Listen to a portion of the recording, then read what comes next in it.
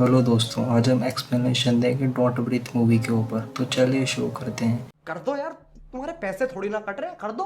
इस कहानी में तीन दोस्त हैं। तीनों दोस्त एक घर में घुसकर चोरी कर रहे हैं। यह लोग उस घर का सारा जरूरी सामान चुरा कर निकल जाते हैं क्योंकि एलेक्स के पिता एक सिक्योरिटी कंपनी में काम करते हैं। यह लोग उसी घर में चोरी करते हैं जिस घर के बारे में इनको पहले से पता होता है। वहाँ से चोरी करने के बाद एलेक्स अपने घर जाता है। वह चाबियों को उसी जगह रख देता है जहाँ से उसने निकाली होती है। वहीं दूसरी तरफ यह दिखाया जाता है कि टोनी उस चोरी के सामान को बेचने के लिए जाता है, लेकिन उस सामान के बदले में उसको बहुत कम पैसे मिलते हैं क्योंकि चोरी के सामान की मार्केट में कम ही पैसे देते हैं। इसके बाद तीनों दोस्त फिर से मिलते हैं जहाँ पर टोनी अपने मोबाइल पर एक घर की तस्वीर दिखाता है। वह कहता है इस घर में एक बूढ़ा आदमी रहता है और वह अकेला है। अभी वह आर्मी में था और कुछ साल पहले इसके लड़के को एक अमीर लड़की ने अपनी गाड़ी के नीचे कुचल दिया था, जिससे उसकी मौत हो गई। उस अमीर आदमी के लड़की के पापा ने उस बूढ़े को $3 लाख दिए, जो आज भी उस बूढ़ी के घर पर है। इस बूढ़े आदमी के आसपास जितने घर होते हैं वहाँ पर कोई नहीं रहता। एलेक्स इस चोरी के लिए राजी नहीं होता। वह कहता है कि हमें इतनी बड़ी चोरी नहीं करनी चाहिए, इसमें मेरे पिताजी भी फंस सकते हैं। इसके पिता सिक्योरिटी वाली कंपनी इस बूढ़े आदमी के घर की भी सिक्योरिटी देखती है। एलेक्स के पास उस घर की भी चाबी होती है। उसके दोस्त एलेक्स को समझाते हैं कि एक बार हमने ये चोरी कर ली, फिर दोबारा कभी चोरी करने की जरूरत नहीं पड़ेगी क्योंकि $3 लाख एक बहुत बड़ी रकम है। लेकिन एलेक्स उन लोगों की बात नहीं मानता। वह कहता है कि मैं इस चोरी में तुम लोगों का साथ कभी नहीं दूंगा और वह वहां से निकल जाता है। लेकिन रात को जब वह अपने घर पर होता है तो उसके पास में रॉकी का मैसेज आता है, जिसमें लिखा होता है कि मुझे अपनी छोटी बहन को एक अच्छी जिंदगी देनी है क्योंकि रॉकी की मॉम भी अय्याश है। वह हमेशा नशे में डूबी रहती है। रॉकी नहीं चाहती कि उसकी माँ और उसके बॉयफ्रेंड उसकी छोटी बहन के आसपास भी जाए, इसलिए वह एलेक्स को कहती है कि मुझे तुम्हारी मदद की जरूरत है। एलेक्स उसके मैसेज का रिप्लाई करता है। वह कहता है कि ठीक है, हम लोग इस चोरी को करेंगे। अब ये तीनों के तीनों इस चोरी को करने के लिए तैयार हो जाते हैं। सबसे पहले ये लोग उस घर के बाहर एक कैमरा लगा देते हैं ताकि उन लोगों को पता चल सके घर में कौन कौन आता है। टोनी कैमरे की रिकॉर्डिंग देखकर बताता है कि पिछले 5 दिनों से वह बूढ़ा आदमी अपने घर से बाहर नहीं निकला है। जब यह तीनों गाड़ी में बैठकर बातें कर रहे होते हैं तभी एक कुत्ता इनकी गाड़ी पर हमला कर देता है। तभी उनके सामने वह बूढ़ा आदमी आ जाता है जिस बूढ़े के घर पर वह चोरी करने वाले होते हैं। यह लोग देखते हैं कि वह बूढ़ा आदमी अंधा होता है। टोनी अपने दोस्तों को बताता है कि इस बूढ़े आदमी की आंखें वर्ल्ड वॉर में चली गई थी। यह तीनों वहां से निकल जाते हैं। जब रात को पूरी तरह से अंधेरा हो जाता है तो यह लोग वापस आ जाते हैं। सबसे पहले यह लोग कुत्ते को बेहोशी का बिस्कुट खिलाते हैं, जिससे वह बेहोश हो जाता है। इसके बाद यह लोग इस घर के अलार्म सिस्टम को डिसेबल कर देते हैं ताकि यहाँ पर पुलिस ना आ सके।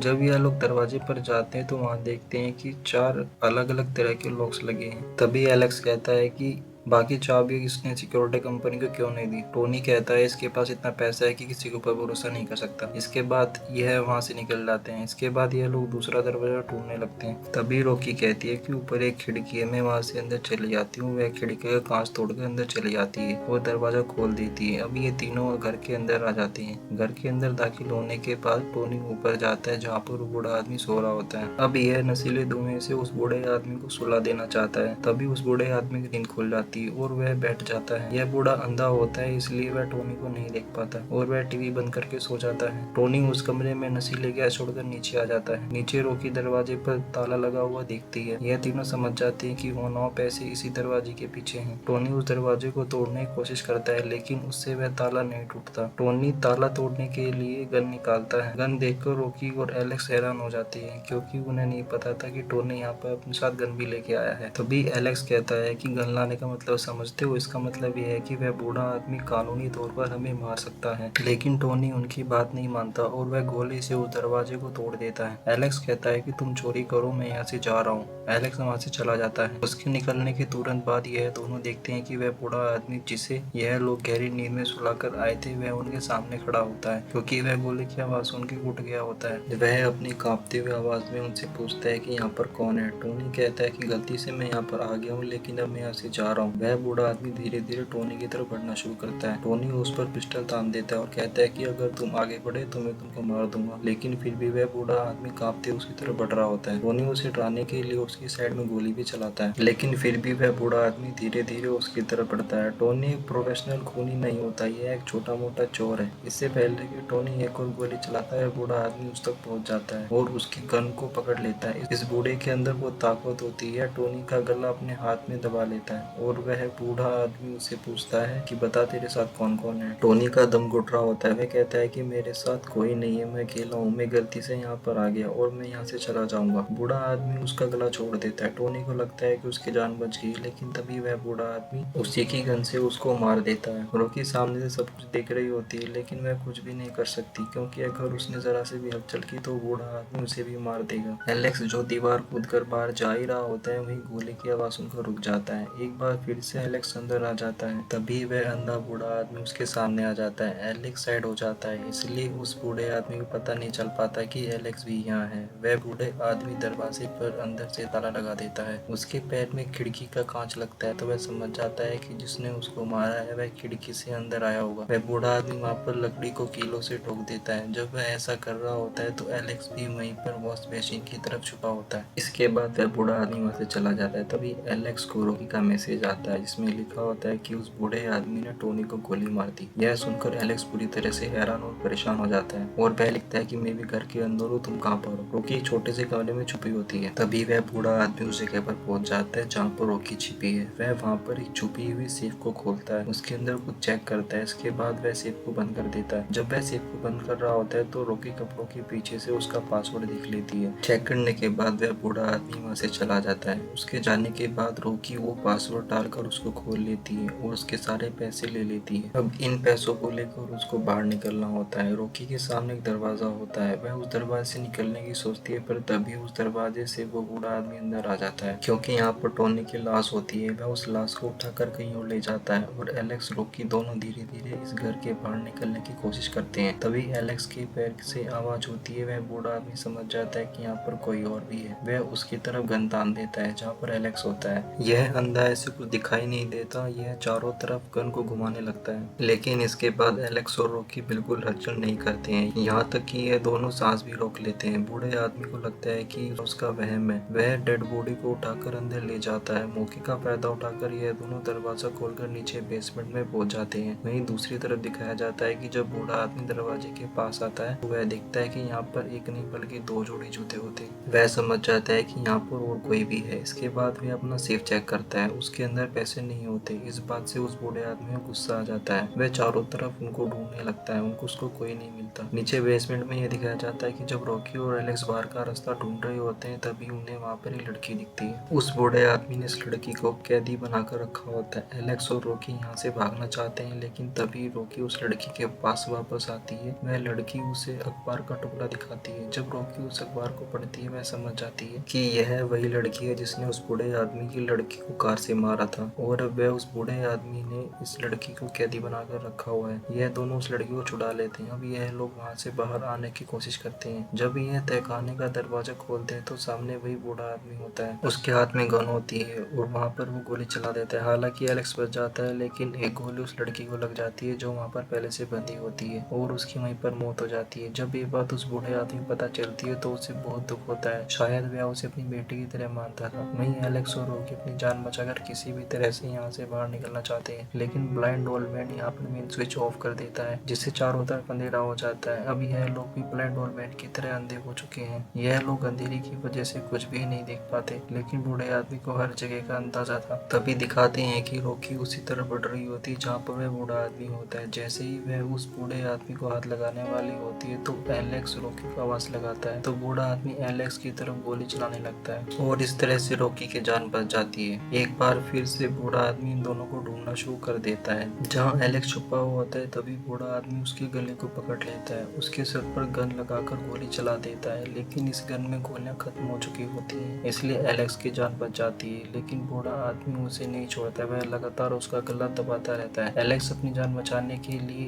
एक सेफ को उसके ऊपर गिरा देता है। वह बूढ़ा आदमी सेफ के नीचे दब जाता है। किसी तरह से एलेक्स और रॉकी तहखाने से ऊपर कमरे में आ जाते हैं। इनके पास चाबियां भी है। यह यह दरवाजा खोलकर बाहर जा सकते हैं, लेकिन इससे पहले कि दरवाजा खोलते यह देखते हैं कि सामने एक कुत्ता बैठा हुआ है जो कि बहुत खतरनाक है। यह दोनों जान बचाने के लिए ऊपर चले जाते हैं। वहीं बूढ़ा आदमी वह कमरे में वापस आ जाता है। उसके पास जो गन होती है वह उसे निकाल लेता है और उन्हें ढूंढना शुरू करता है। इधर एलेक्स और रॉकी कमरे में फंस चुके हैं। तभी एलेक्स रॉकी से कहता है कि क्या तुम्हारे पास रिमोट है? एलेक्स कहता है कि मैं पैनिक बटन दबा रहा हूँ ताकि यहाँ पर पुलिस आ जाए। रॉकी कहती है कि पुलिस को मत बुलाओ, नहीं तो इन पैसों को नहीं रख पाएंगे। तभी वहाँ पर वह बूढ़ा आदमी आ जाता है और दरवाजे पर गोली चलाने लगता है। एलेक्स दरवाजे को पकड़ लेता है। वही कमरे में एक डक्टिंग पाइप होती है। रॉकी वहाँ से निकलना शुरू कर देती है। अब बूढ़ा आदमी दरवाजा खोलकर अंदर आ जाता है। जब उसका कुत्ता एलेक्स पर हमला करता है तो वह खिड़की से बाहर कूद जाता है और बेहोश हो जाता है। वह कांच की बनी हुई छत होती है। कांच के क्रैक होने से बूढ़े आदमी को पता चल जाता है कि एलेक्स कहाँ है। वह उस पर गोली चलाता है और एलेक्स कांच टूटने से नीचे गिर जाता है। बूढ़े आदमी को नीचे गिर जाने की आवाज आती है। वहीं दूसरी तरफ यह दिखाया जाता है कि डक्टिंग टनल से जब रॉकी आगे बढ़ रही होती है तो वही बूढ़े आदमी का कुत्ता वहाँ पर आ जाता है। रॉकी अपनी जान बचाने के लिए नीचे कूद जाती है। वह भी वहाँ पर बेहोश हो जाती है। कुछ देर बाद उसे होश आता है। वह वहाँ से निकलने की कोशिश करती है, लेकिन बूढ़े आदमी को पता होता है कि वह कहाँ है। वह उसे पकड़कर बहुत बुरी तरह से मारता है, जिससे रॉकी बेहोश हो जाती है। जब उसे होश आता है तो वह देखती है कि वह ठीक उसी जगह पर है जहाँ पर वह लड़की बंधी हुई थी। अब बूढ़ा आदमी रॉकी को बताता है कि उस लड़की ने उसकी बेटी को मुझसे छीन लिया। उसने एक्सीडेंट से उसे मार दिया। वह अमीर थी,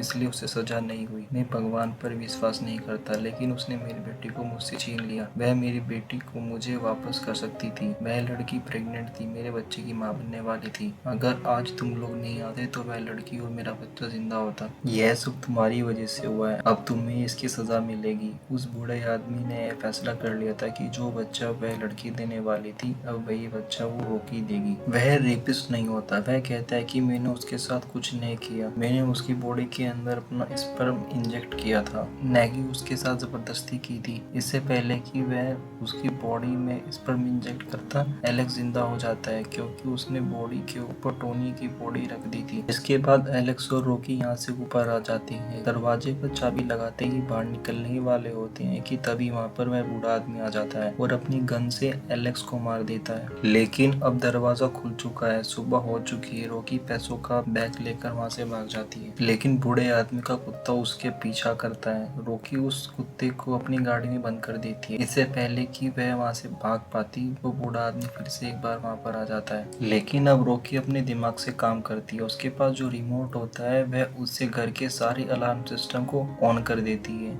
घर के चारों तरफ अलार्म बजना शुरू हो जाता है, जिससे बूढ़े आदमी को उसकी आहट का पता नहीं चलता। रॉकी उस पर चारों तरफ से हमला करती है, उसे अधमरा कर देती है और $1 मिलियन लेकर वहाँ से चली जाती है। तभी वहाँ पर पुलिस आ जाती है। अगले पल यह दिखाया जाता है कि रॉकी अपनी बहन के साथ रेलवे स्टेशन पर होती है, जैसा कि उसका सपना था। वह अपनी बहन को लेकर कैलिफोर्निया चली जाएगी। वह कैलिफोर्निया जा रही होती है। तभी वहाँ पर टीवी न्यूज में दिखाया जाता है कि वह बूढ़ा आदमी जिंदा है। वह बूढ़ा आदमी पुलिस वालों को बयान देता है कि घर से कुछ चोरी नहीं हुआ है, क्योंकि अगर वह पुलिस वालों को सच बताता तो वह भी पुलिस में जाता और मूवी यहीं पर खत्म हो जाती है। तो गाइस, मूवी का एक्सप्लेनेशन आपको कैसा लगा? अगर एक्सप्लेनेशन अच्छा लगा तो चैनल को सब्सक्राइब करें।